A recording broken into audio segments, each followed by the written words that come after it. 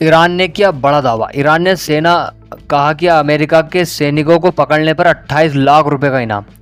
ईरानी सेना ने ऐलान किया कि किसी अमेरिकी सैनिक को मारने या पकड़ने वाले व्यक्ति को $30,000 करीब 28 लाख रुपए का इनाम दिया जाएगा। अगर यह काम कोई महिला करती है तो इनाम की रकम दोगुनी यानी $60,000 कर दी जाएगी। ईरानी सेना के कमांडर इन चीफ अमीर हातमी ने तेहरान में कहा कि यह योजना कई मांगों के बाद बनाई गई है। यह उन लोगों के लिए है जो फाइनेंशियल जिहाद के जरिए देश के युद्ध प्रयासों में आर्थिक रूप से मदद करना चाहते हैं। हातमी ने कहा कि इस संघर्ष ने अमेरिका के सैन्य दबदबे को कमजोर किया है, साथ ही कई देशों को अपनी सुरक्षा के लिए दूसरे विकल्प तलाशने पर मजबूर किया। हातमी ने अमेरिकी राष्ट्रपति डोनाल्ड ट्रंप के उस बयान पर भी आलोचना की है जिसमें उन्होंने ईरान की हार के बाद हॉर्मुज स्ट्रेट को अमेरिका का क्षेत्र घोषित करने को बात कही थी। द यरूशलम पोस्ट के मुताबिक हातमी ने दावा किया कि ईरान ने अमेरिकी सेना को प्रभावी रूप से पीछे हटने पर मजबूर किया है। अब उसे फारस की खाड़ी, ओमान सागर या हॉर्मुज स्ट्रेट में प्रवेश करने की अनुमति नहीं है।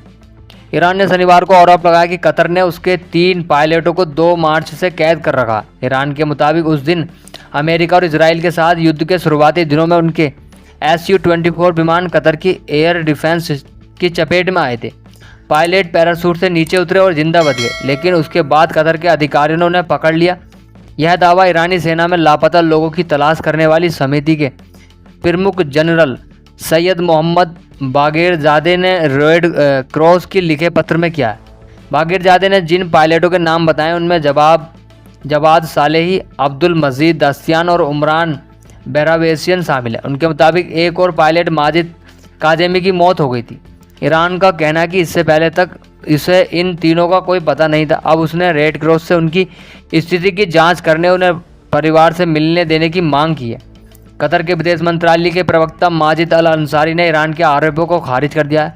उन्होंने कहा कि कतर ने किसी भी ईरानी पायलट को हिरासत में नहीं लिया, जिनके मुताबिक ईरान विमानों ने कतर के हवाई क्षेत्र में प्रवेश किया है। कतर ने पायलटों से संपर्क करने की कोशिश की है, लेकिन जवाब नहीं मिला।